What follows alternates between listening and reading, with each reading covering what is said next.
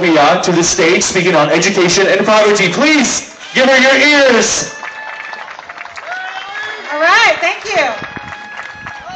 So I'm here to talk to you about one of our very important human rights, and it's the right to education. It's the great equalizer of American democracy, that all of us have access to a quality education. And it's under threat. It's under threat in the United States, but it's especially under threat in Oklahoma.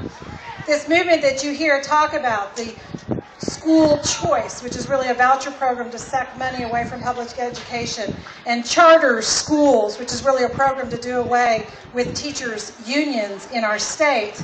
This is about equity and access. It's about making sure that all of us can still have access to a quality education, so that education will not just be reserved for the children of the wealthy, but rather any American should be able to get an education and rise up and fulfill their human potential.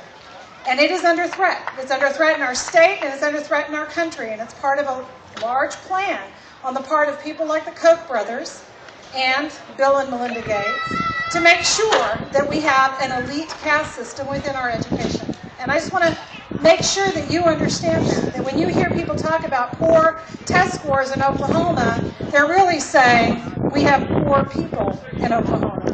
And when they complain about the fact that schools cost money, what they're saying is we don't want to spend money on the poor. And I want to make sure that you understand that the real issue of education in Oklahoma is about kids coming to school hungry. It's about kids not having a home to go to in the evening.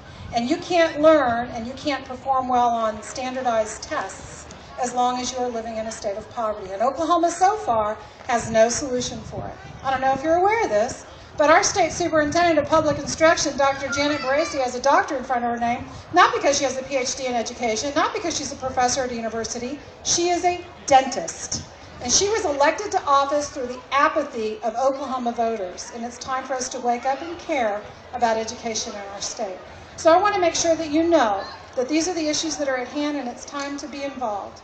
I am the national chair of the NEA Peace and Justice Caucus. My name is Elise Robillard, and I teach French at Westmore High School. And I have a former student standing here somewhere behind me. His name is Wright Allen, and I'm very proud of him because he's an example of what happens when teachers are advocates.